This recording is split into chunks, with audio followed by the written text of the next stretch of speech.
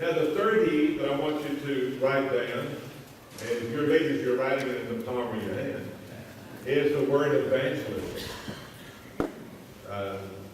We're to be evangelists. And you say, but that's the pastor's role.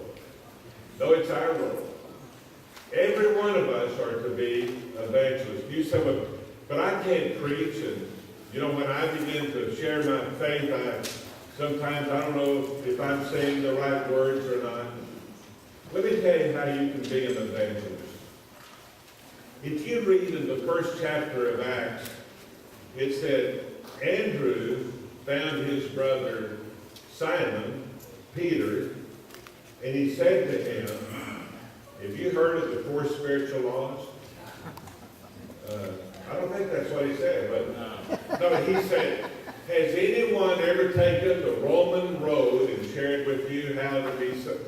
He didn't say that either. What did he say? He said, Simon, we have found the Messiah. We want you to come and see. Come and hear. The greatest thing that you can do, there isn't a lost person anywhere that can be in a service like we had this morning without feeling the conviction of the Spirit of God.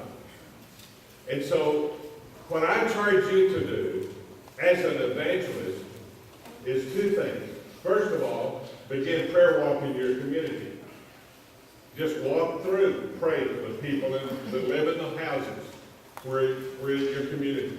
And it'll be amazing. Somebody's going to stop you, and they're going to see you, and they're going to ask you what you're doing or who you are, and it's going to give you an opportunity then to share that I'm praying. I'm praying for my neighborhood, that people here who do not know Christ will come to Christ.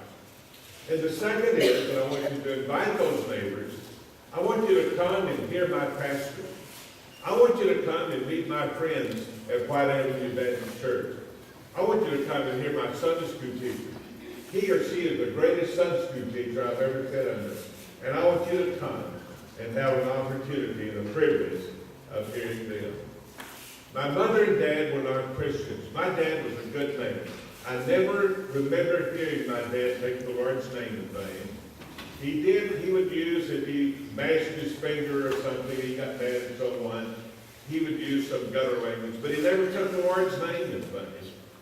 And every year we would have 2 visits from the church. This is back in North Texas when churches had 2 revivals every year. It was always the pastor and the evangelist that would come to our house and share the gospel with my mother and dad.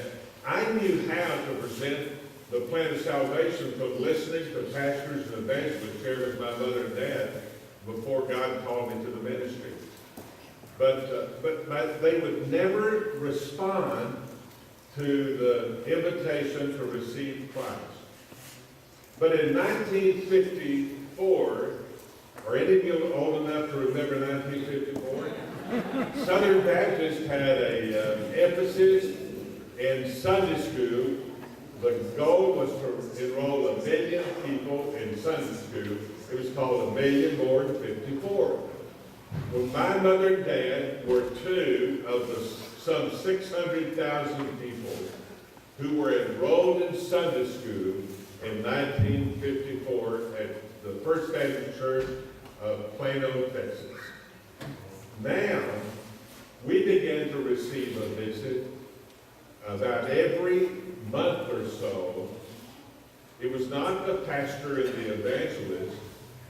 It was friends of my mother and dad, and in encouraging them, and simply to say, Wayne and Bernie, we're praying for you. We're praying that one day you'll receive Christ. 3 years after they were enrolled in Sunday school, 1954 and 1956, my mother and dad were saved. I worked for a period of time with the Texas Baptist Convention as a church growth consultant. And after Mom had gone and died and gone to heaven, Dad was at our house one day. Betty and I were visiting, entertaining him, and visiting. And so my title was the church growth consultant for the Baptist General Convention of Texas of the Southern Baptist Convention. my calling card was 3 feet long to get it all up. And so Dad was saying, well, son, what do you do? I know what your title is, but what do you do? And I thought, well, how am I going to explain to my dad what I do? And then finally I said, before I do that, Dad, would you share with me what was the most influential factor in you becoming a Christian? He thought for a moment, and here's what he said. He said, I guess it was that men's Bible class at First Baptist Plano who never gave up on me. You know, what would happen? What would happen if each one of you had a Wayne Brayton that you were praying for? You enrolled them in your Sunday school, and you sat with them in your worship service. You know what would happen? They would, the Spirit of God would speak to them, and they would become a Christian. So you can become, and you are, and I charge you to be an evangelist, to invite your lost, unchurched friends to come to be a part of the fellowship. Now, when they come, there's another, just a little hint I want to give to you. Is there anyone here today that you don't know? Is there? That's probably true with all of the guests. There's probably someone here that you don't know. In a minute, when we are dismissed, I'm going to ask you to do what I'm about to ask you to do every Sunday morning. You know, in a football game, at the end of the half and at the end of the game, they have the last 2 minutes, they give a what? A 2-minute warning. I want to give to you a 2-minute warning, and here's how it goes. When the service is through, when we're through here in just a moment, for the first 2 minutes, I don't want you to speak to somebody you know. I want you to go to someone that you don't know or you don't know well, and I want you to speak to them first. I'll tell you why. On Sunday morning when we're through, the people that you know, you sit with them, and I want to tell you, they'll talk with you for 30 minutes.